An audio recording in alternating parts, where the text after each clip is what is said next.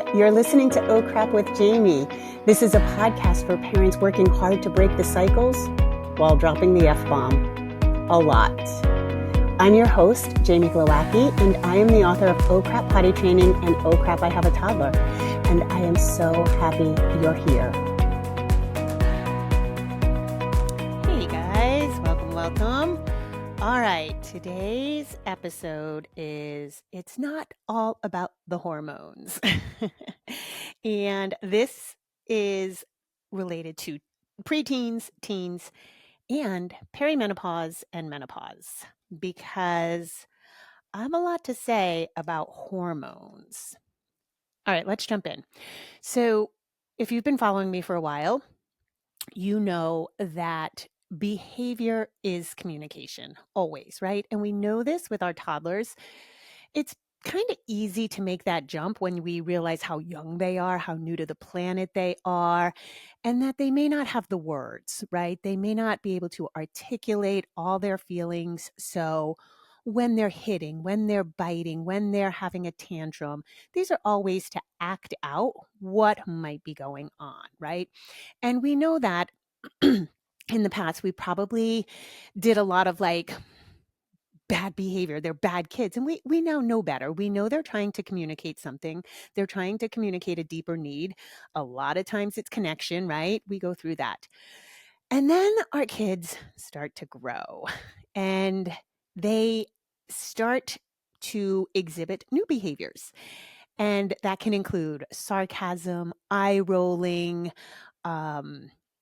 being very, very quiet, being very volatile, in a different way. Like you say something and they kind of explode and you're like, whoa, whoa, whoa. I just asked if you wanted dinner, And it's very, very easy to blame that behavior on hormones. And I hear that all the time when we're talking about preteen and teens. And when you start getting the whiffs of puberty, and the whiffs can be physical because boy, do they start to stink for the most part.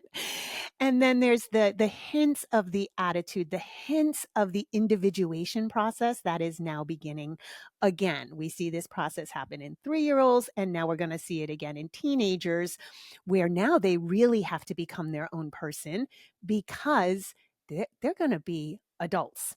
And this is the training ground. And I've said this before about teenagers, but I heard this a while ago and I just love it, which is teenagers have to know everything because if they knew what they didn't know, it would be crushing and nobody would want to become an adult. Nobody would. They'd stay kids forever. Sorry, guys. I am still battling a little something like caught in my throat, like when I speak for extended period of time. And you should know that I've tried to record this particular podcast. This is the 4th recording because the material is so important and I want to make sure I get it right. So this is one of the ones that I have a lot of notes for so I don't forget things. I don't always do that. Sometimes it's just off the cuff, but this is not off the cuff. Okay, so back to teens and hormones. It's very, very easy. The rhetoric is, oh, their hormones. Their hormones are doing this to them because their hormones are kind of going haywire, right?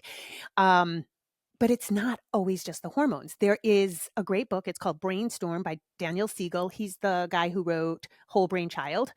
Wonderful book. And he gives hormones just a tiny bit of airplay because there's huge brain development happening. There's huge emotional things happening. Their lives kick into high gear into peer orientation. They are suddenly keenly aware of social hierarchies, whereas maybe your 6 or 7-year-old may be a little keyed in. It's not as prevalent as it is in middle school and high school. The social hierarchy, how to fit in, how to not fit in, how to mold yourself to other people because they're constantly tracking it. Peer orientation is so important at this age that they are totally immersed in that. They're going to start experiencing crushes, maybe even feelings of love for for a girl, a boy, whatever that may look like.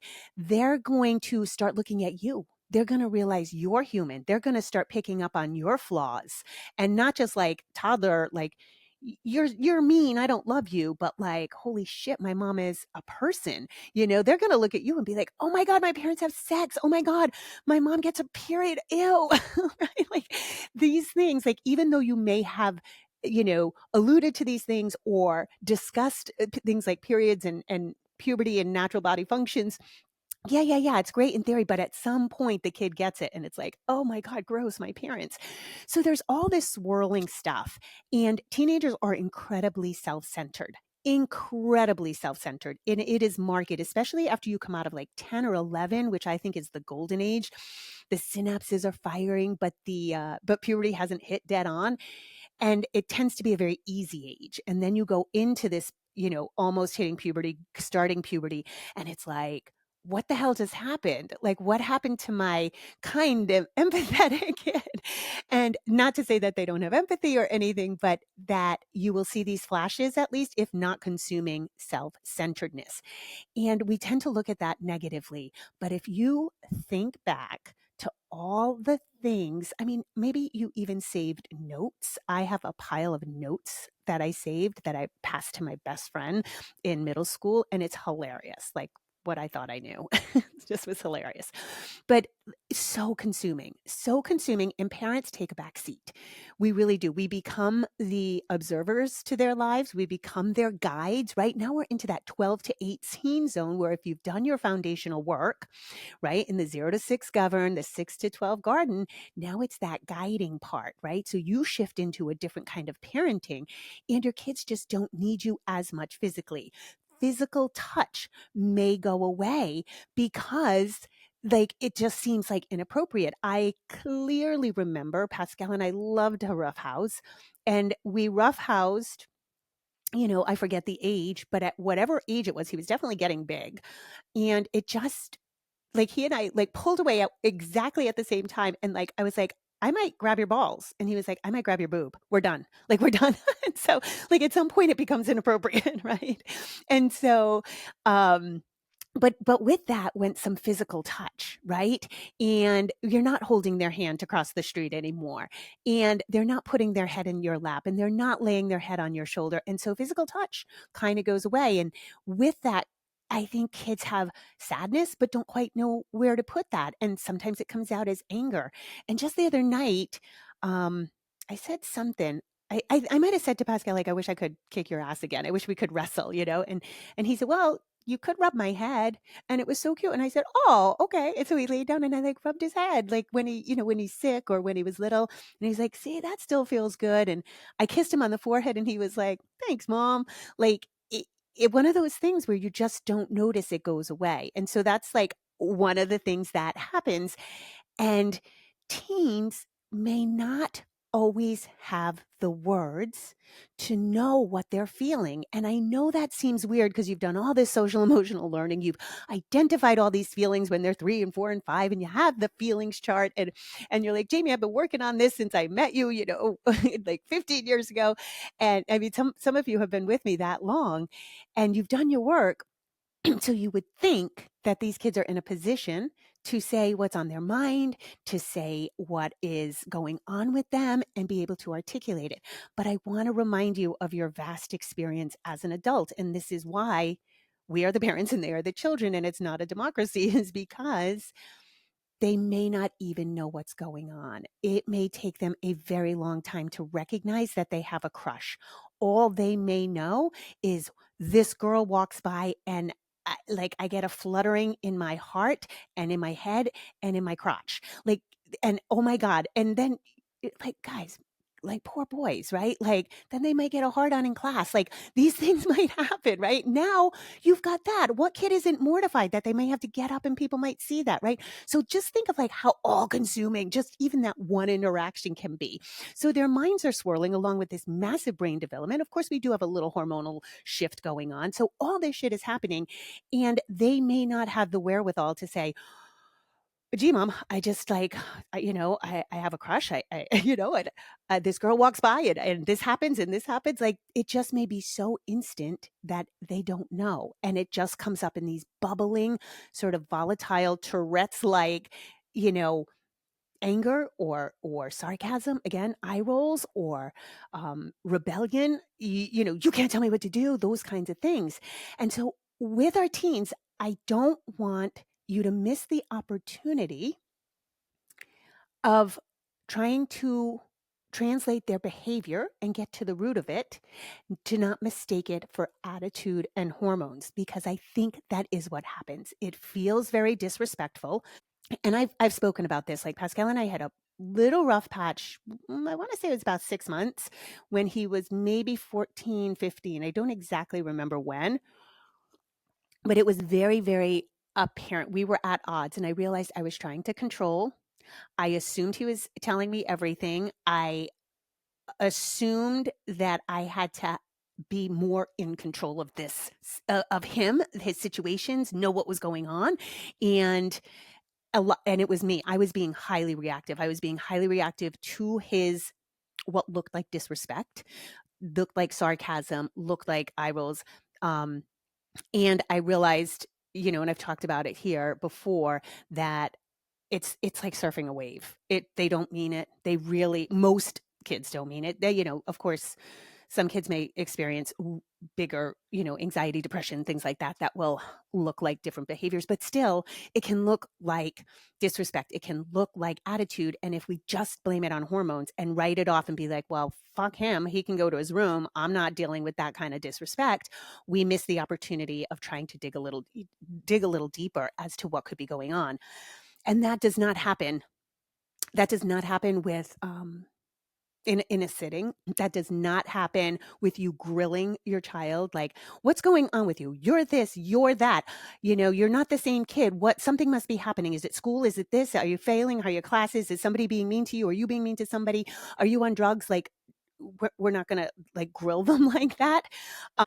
It takes a lot to pull stuff out of teenagers, particularly boys. I have said this before, like girls, I think this is a huge generalization, but girls tend to be a little more dramatic and door slamming and verbal and I hate to use hysterical because that's been used against women for years, but a high level of excitement, and boys tend to shut down.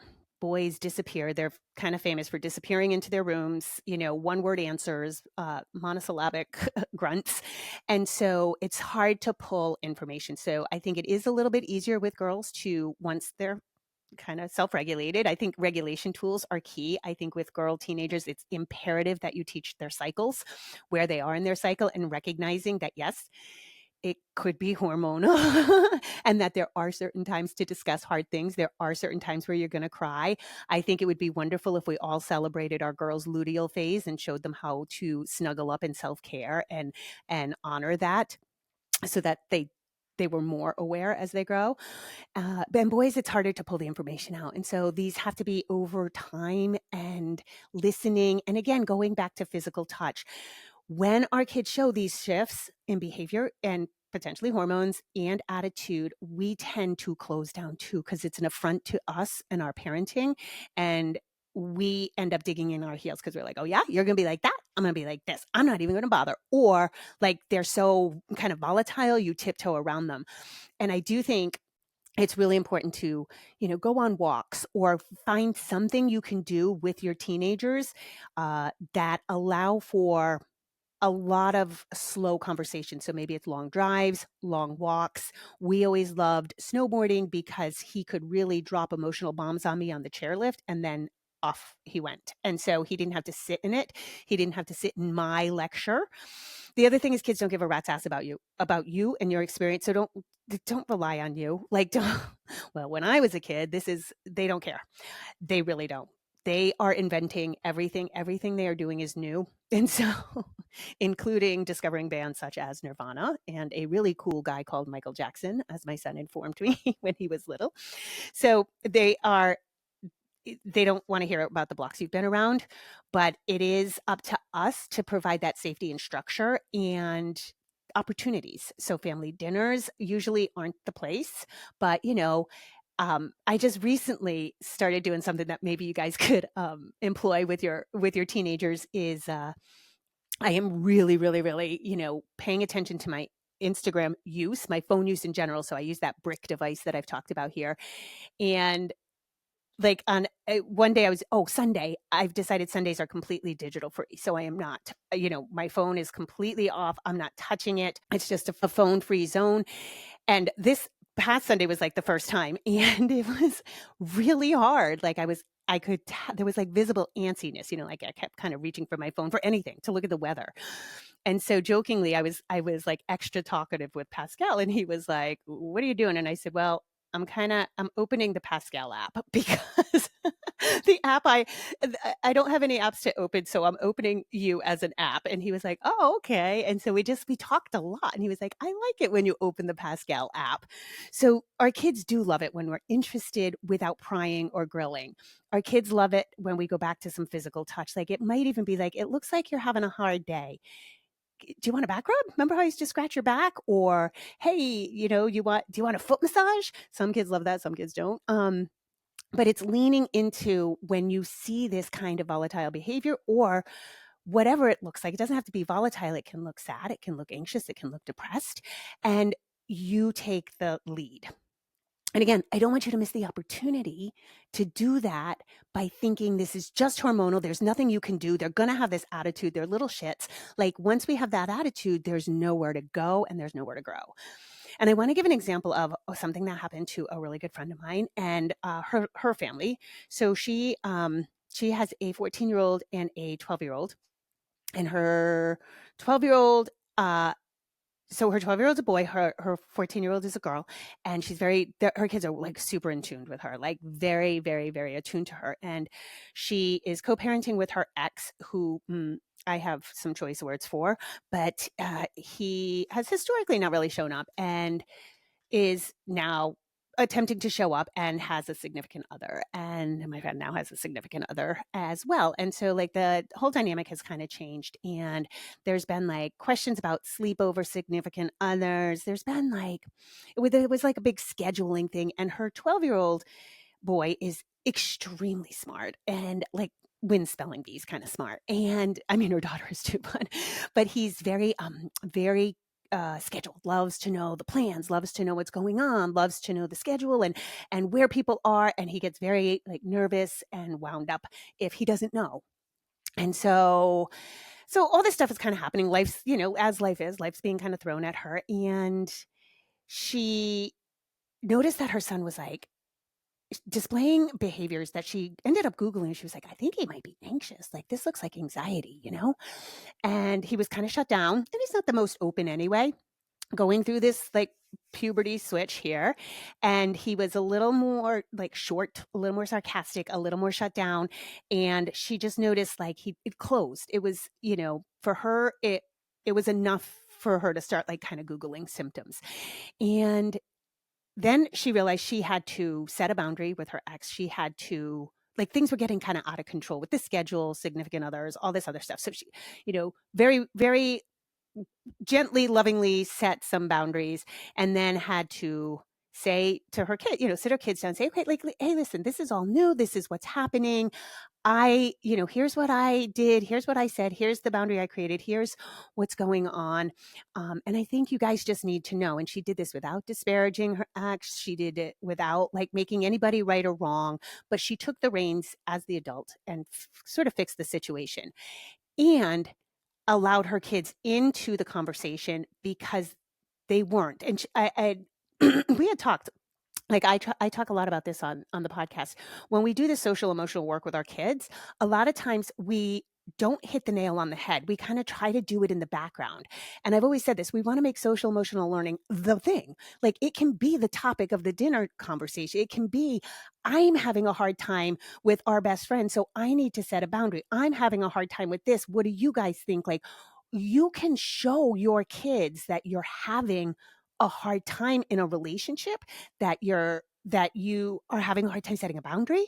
And I think the older kids get, the more important that is, because they need to see that modeled. I've always said, I think it's almost weird that we get like all settled in a marriage and then have kids. I don't think it's weird, but one of the cooler things about being a single mom is Pascal as a teenager had gotten to see me date and gotten to see me what's a red flag? Go out on a date and be like, dude, this is a red flag, or how do you break up with somebody? And sometimes our kids just don't even see that modeled, especially if you're in, a nice, happy, healthy, well-bounded marriage, it's part of your existence. Yes. But when the hard parts come up, or like how to date or things like that, that's just not part of what they're seeing modeled. And so, she and I talked, and I said, I think the kids need to know. She had been kind of trying to shield the kids because when they were little, she did have to shield them. They weren't ready for all this information.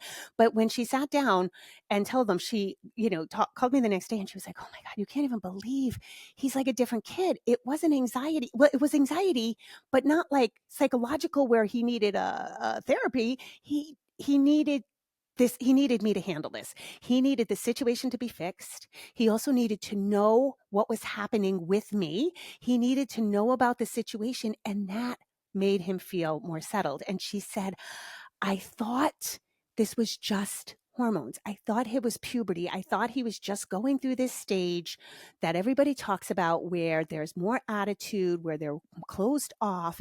And she was willing to write it off as that. Then she thought it was anxiety, which, in a way it was, but it wasn't, again, the kind that you'd need to sit down and have therapy or medicines for.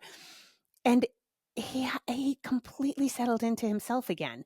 And so I thought it was just a really beautiful story as to like, if we continue down this road of it's hormones, it's them, I haven't changed my parenting. Number one, if you haven't changed your parenting, wake the fuck up. You have to change your parenting for teenagers. Like you have to shift. You have to shift into that guide mode. And what does that mean? And what does that look like?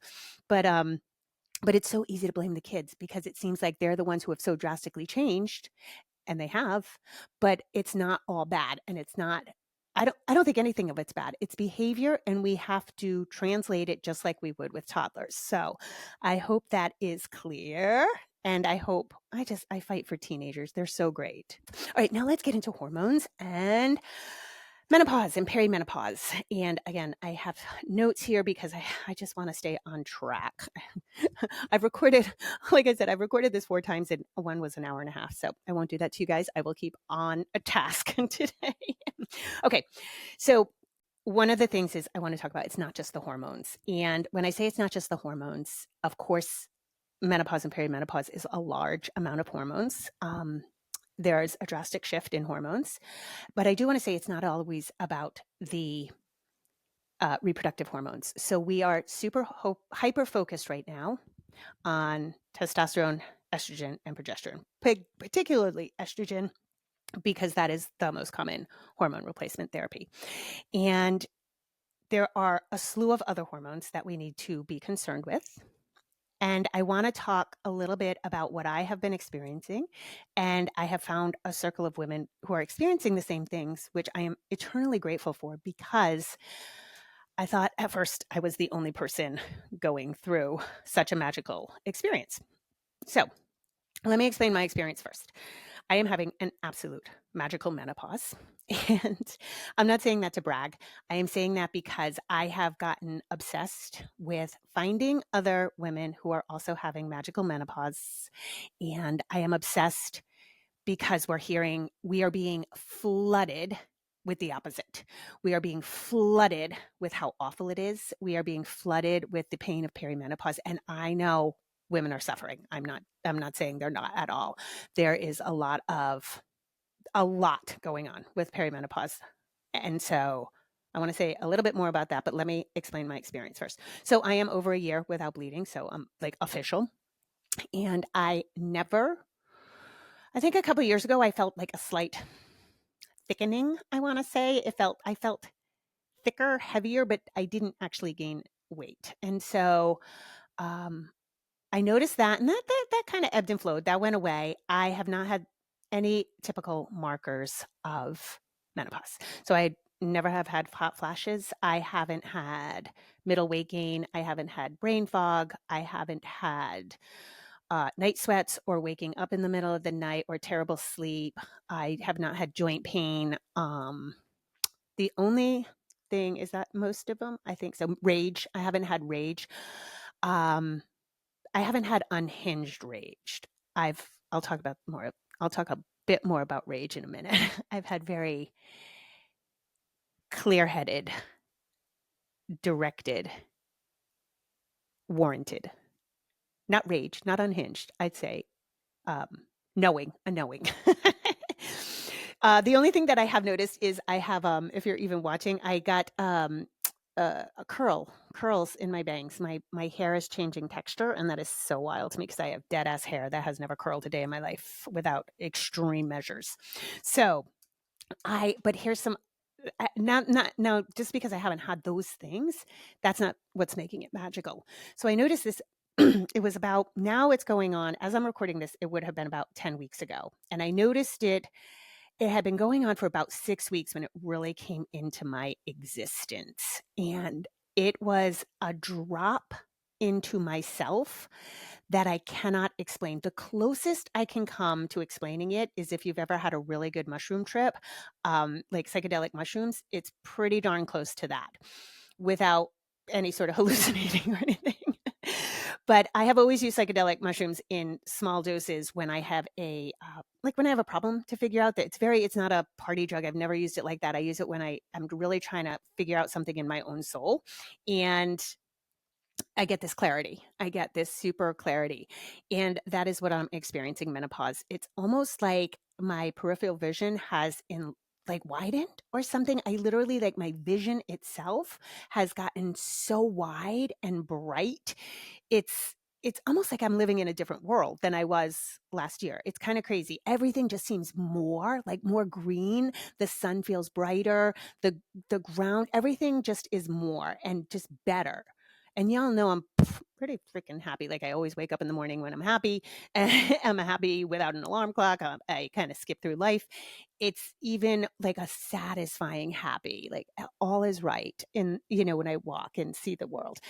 It is a burst of creativity. I cannot keep up with my own mind right now, and I I drink coffee, but I'm down to like half a cup watered down in the morning, watered down with half water because I don't need it. Like, my mind is buzzing, but it's all creative ideas. Like, I'm filling notebooks with, ideas for all kinds of things. And it's just this like really luscious, juicy, creative time. There is a settling into myself as far as a quiet strength, a quiet power that doesn't need to be broadcast. There is a very quiet fuck around and find out. I am not mincing words anymore. I am not doubting myself anymore. It's like all my work kind of backed up. And then when menopause came, like, I opened the door and it all flooded through. I don't know about you, but I have never felt like an adult. It's still amazing to me that I got a child. I was in charge of raising a human, and not only did I raise him, but like he did a good job. Like, I've never felt like an adult. I always feel like I'm missing something. I have never felt like, even though I've built quite a business out of, you know, potty training and parenting, I've always, you have that imposter syndrome, or I just have been like, I don't know what the hell I'm doing. Like, I'm flying by the seat of my pants here. That doesn't, now I feel like, oh, no, no, no, no, I'm a grown up. I know things, and no, it's this. And there's this clarity of, I know what I know, and you can question me, but I will not humor. I'm not humoring bullshit. I'm not humoring weaponized incompetence. I am not humoring any douchebag moves. Like, but it's not anger. It's just like, nope, not here for that. And so it's been this like wonderful shift. And it's almost like I can literally, when I'm meeting people, I can see almost exactly what they need. Do they need empathy? Do they need tough love? Do they need a hug? Do they need, firmness? And it's wild. It is a wild shift. And so I bring this up because I want to tell you the things I've done, because at first I was like, people are telling me how lucky I am. You're lucky, lucky, lucky, lucky, lucky.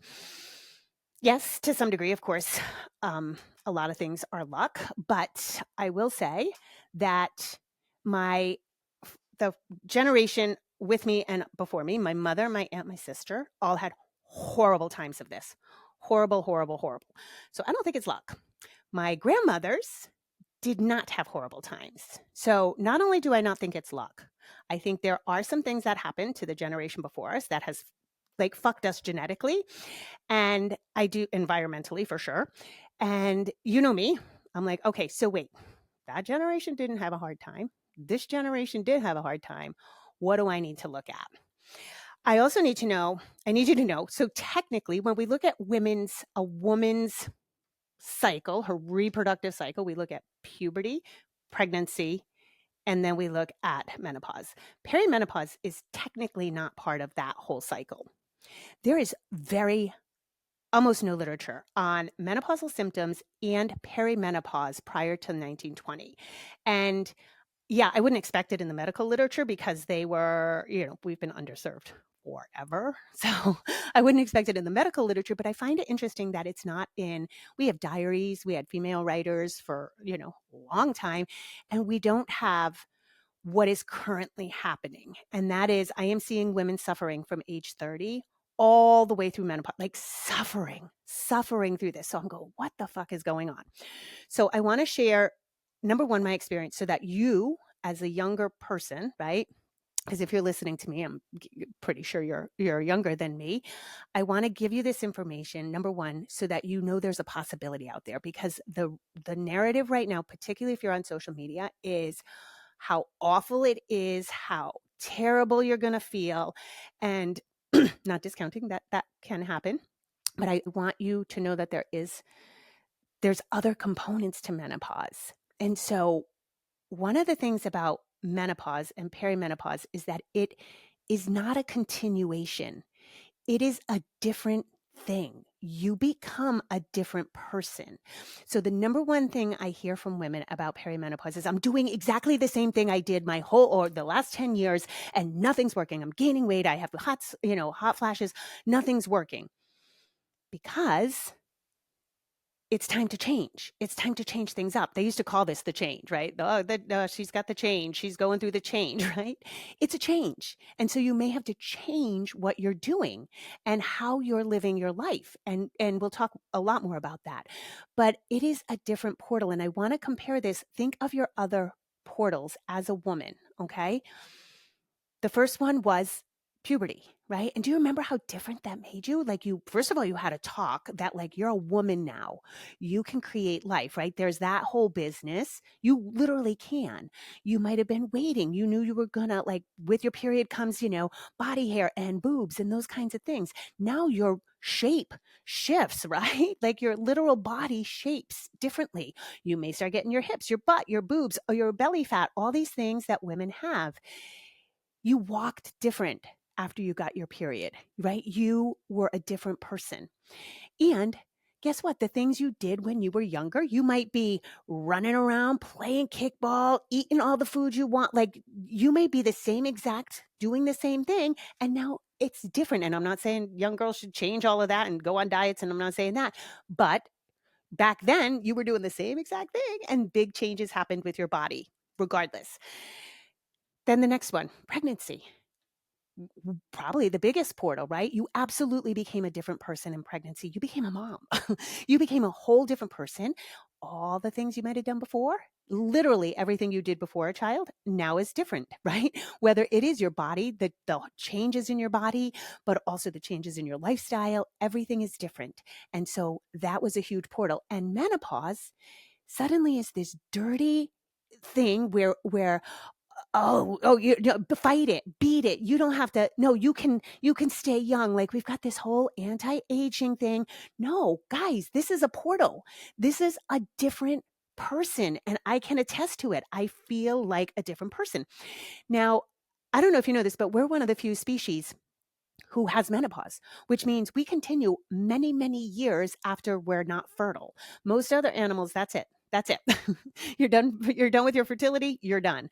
And so evolutionary biologists posit that this is because we were meant to not be encumbered by those fertility things, right?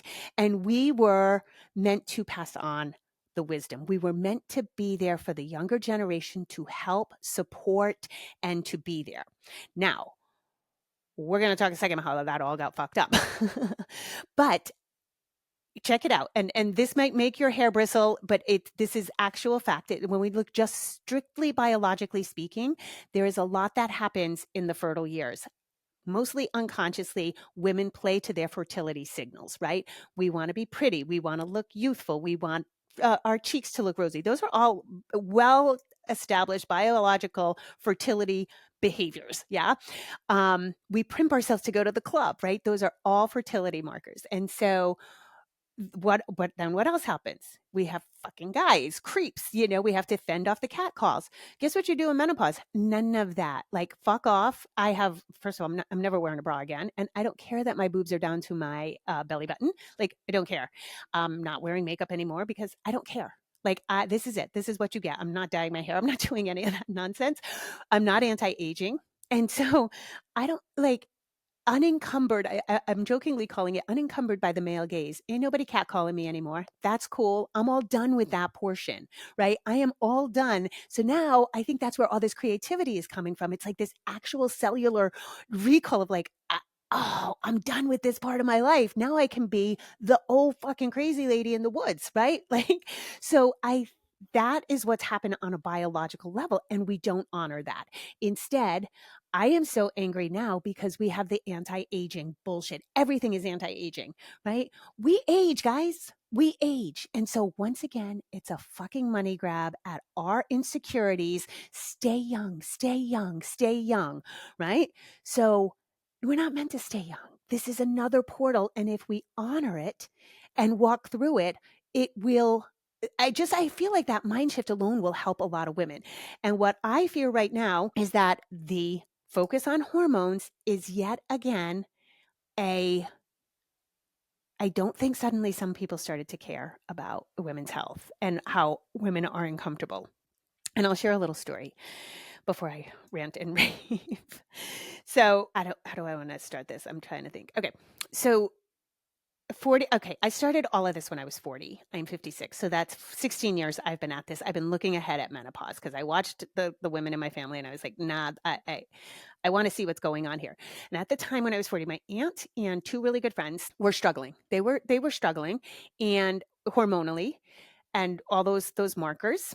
And they looked for endocrinologists and they could not find any endocrinologist that knew anything. And then finally, one girl found one, my aunt found another, and you had to travel. There was no information on, I'm sure hormone replacement was, there, but it wasn't common. You weren't able to walk into places. OBGYNs weren't necessarily prescribing it. It was like a dormant field. Then 16 years later, we have hormone clinics everywhere. And I'm hearing more and more and more like people who don't know a whole lot about hormones are talking about hormones. And these hormone clinics, they're so prevalent, and hormone replacement therapy right now is so prevalent that I am pausing. I am a little wary because I don't think there was an influx of that much new science. And I don't think suddenly the medical community started again caring about us in our distress, right? And so for me, is it a money grab? Is it more of this like something's wrong with you? And I kind of wanted to go back to this, like I said, the markers of menopause. A lot of people call them symptoms. Symptoms imply something's gone wrong. So symptoms of hot flash, these typical menopause symptoms that people talk about. Are these wrong, or are these a gateway to the next portal? Does it have to be a little hard, right? Your first period was hard. Your pregnancy and labor is hard. You have to go through some like transformative power. So are these symptoms something's gone wrong, or are these symptoms because the portal we have to go through, the stuff we have to go through is hard, and we come out the other side? So that's one of my questions. And again, guys, none of this is like, you should listen to me. I am not even a hormone expert, of course.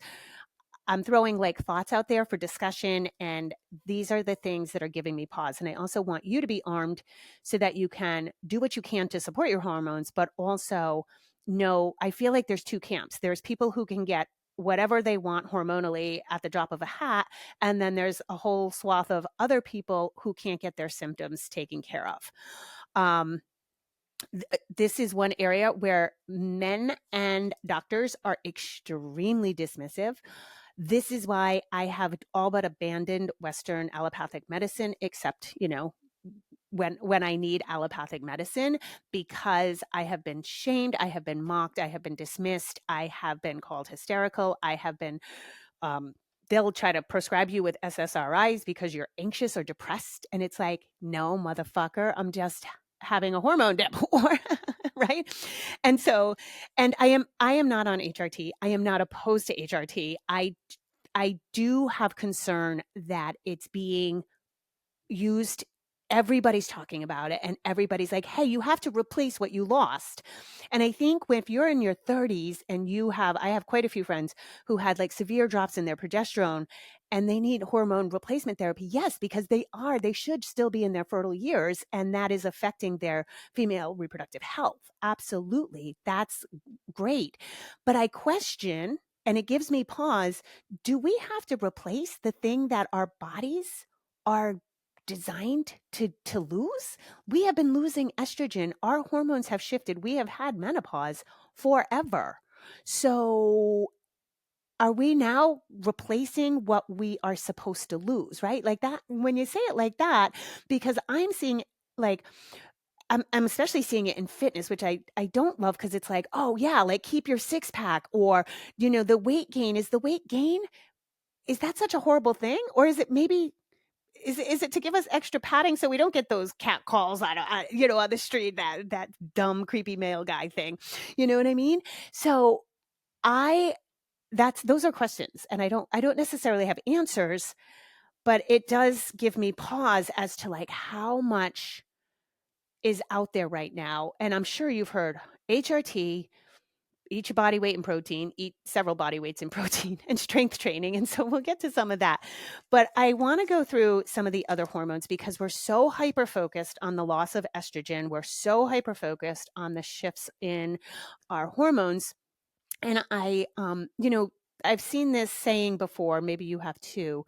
If you go to your doctor and they are willing to prescribe you something, but they don't ask about your diet and lifestyle, you don't actually have a doctor, you have a drug pusher. And I would agree, like if you go in, say you're depressed and somebody's willing to just write you a prescription, that's a drug dealer, because we need to go through what is your lifestyle, what could potentially be happening for you. You get and I'm not opposed to meds at all, but I don't think meds are for everything. And sometimes depression is a good thing. My mom died in July. Yeah. Yeah. I was like sad. I was depressed. Does that warrant SSRIs? No. And I'm not saying get off any of your meds or anything like that, but these will be offered to you when you come to the doctor with menopausal symptoms.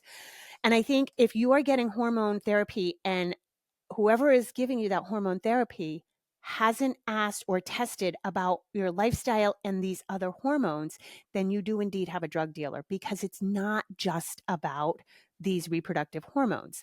It's not just about loss of estrogen. And I just feel like I'm hearing more and more people, and the testing is so rudimentary.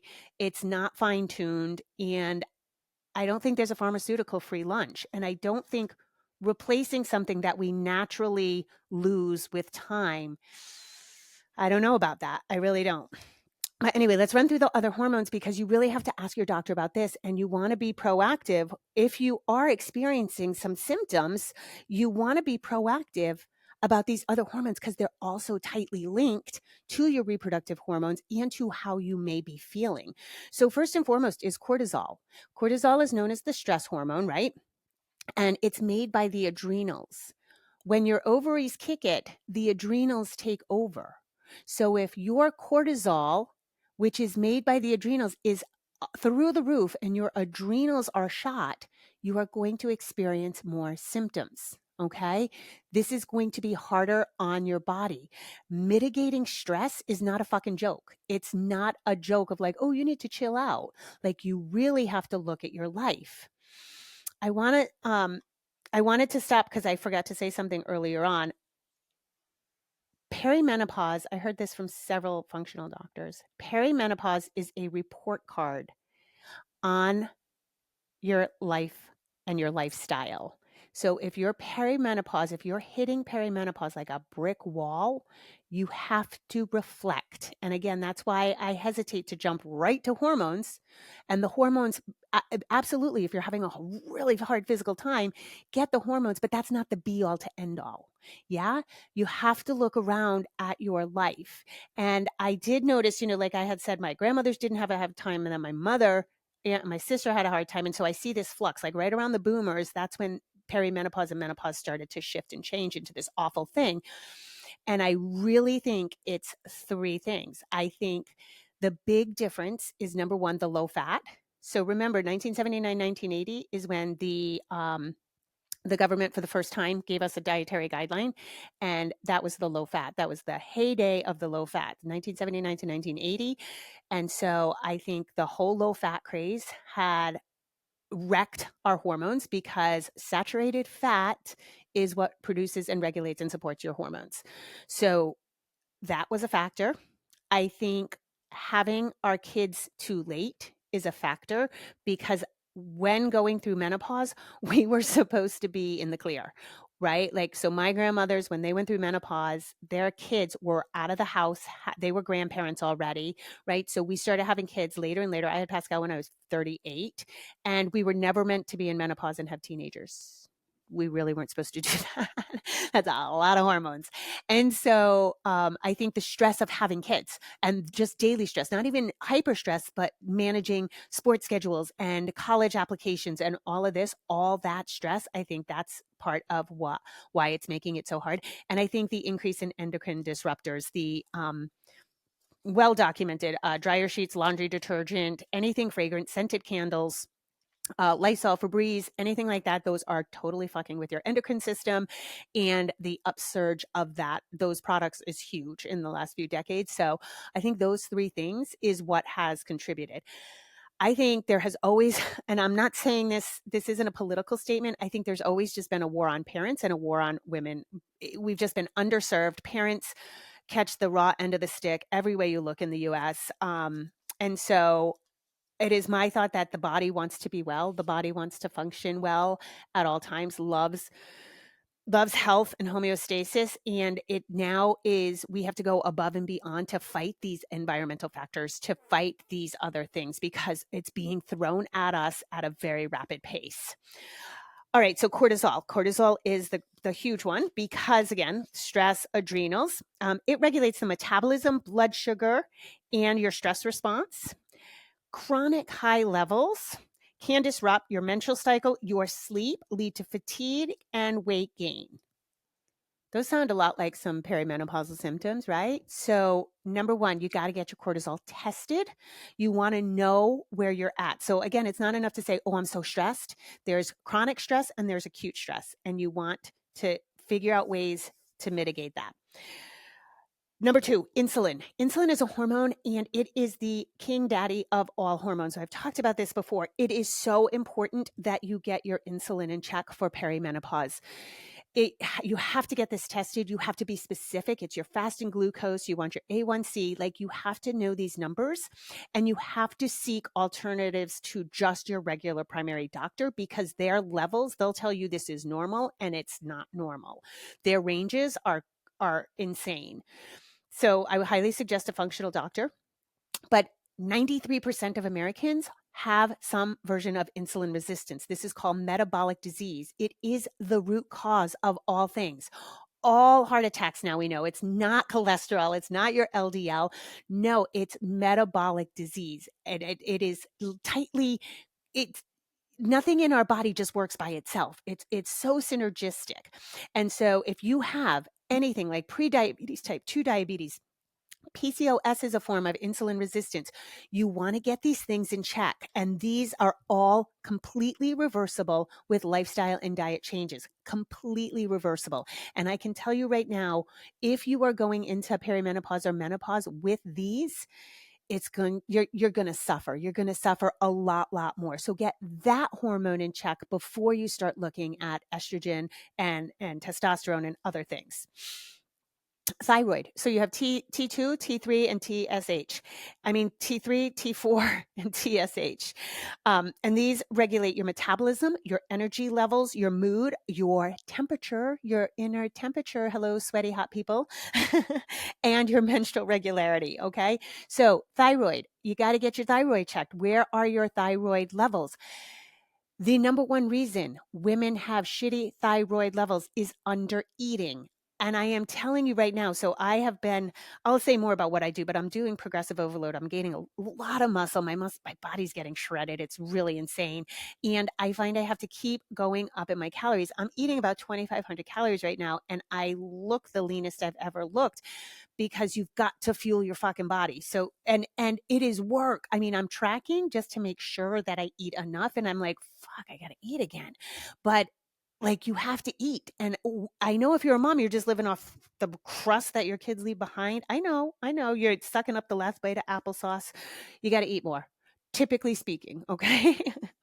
Melatonin is a hormone, okay? And it it controls your wake sleep cycles, your circadian rhythm, and it influences your reproductive health. So, melatonin is one of the easier ones to fix, and this is we're going on an hour here, so I'm going to cut this, like, I'm going to finish the hormones, and then the next episode I'll talk about all the things you can do to really help these other hormones support everything, which then guess what, support your fucking reproductive hormones as well. Leptin and ghrelin, so these are your hunger and your full signals. Leptin is your full, ghrelin is your hungry, and these regulate your appetite, your body weight, and your metabolism. Again, these get out of whack so easily. The biggest thing that gets these out of whack is a history of yo-yo dieting. I think my leptin and ghrelin were fucked for so long, and it's kind of the proudest thing that I have done with my health is really started to regulate those. Like, food's not a fucking thing for me anymore. Whereas it used to be, I used to feel starving, or I never felt full. Like, those were definitely broken. But that again regulates body weight. And so you can start to see how all these other symptoms that we blame on the reproductive hormones are so tightly linked to these others. We have DHEA. This is an adrenal hormone, and it's a precursor to estrogen and testosterone. So yes, you absolutely need this. It's important for libido, bone density, and immune function. So libido, a lot of women report libido going down, right? Mine could go down any day. I'm kind of done, but but it's not gone. Bone density. We really have to care about bone density as we get older, and there's definitely more stuff you can do working out, but these hormones all work together. And oxytocin. And I think this is one of the more important things that I want to say. So we know this as the love hormone, right? And it's released during bonding, touch, sex, childbirth, all these things. It's a nurturing thing in community with other women. And we get oxytocin, of course, anytime like we are nurturing or being nurtured. There is more and more research that women, this is going to be a whole nother podcast, but I want to give you a hint. Women have to do parenting with other women. We were meant to be in community. We were meant to be held and seen by other women. And a lot of times we are, number one, expecting this of our husbands, which can cause like just a biological friction because they're not wired. That's not how they get their oxytocin. So number one, that causes friction there, but it also, I know so many women, where the fuck is the village? I have no community. I feel so alone. It is so vital. This should be a top priority for you, is finding in-person women. And it doesn't have to be people who perfectly align with you, because check it out. Oxytocin is a tend and befriend. So that's almost like the fawning stress, flight response, right? Fight, flight, freeze, or fawn. Fawning can be a little more cloying, but oxytocin is a tend and befriend. And so if we're not tending and befriending with other women, right, we tend and befriend inappropriately with our own kids. And there was a study out of UCLA in 2000 that put this forth, which is that's where we're getting hypervigilant parenting, right? We are over-tending to our kids. And more importantly, with the advent of social media, we may find online community. We may find like-minded individuals. Like, you can always come to my page on Instagram and bitch and moan about parenting, and I'll support you and I'll give you the high five emoji. That is not oxytocin. That is dopamine. And so you're just stressing out your dopamine receptors there, and it's not the actual thing. And I thought that was wild. So oxytocin, I think we're at an all-time low, women, because we don't have that vibrant community we want. I also think, again, that we have misaligned the whole nuclear family.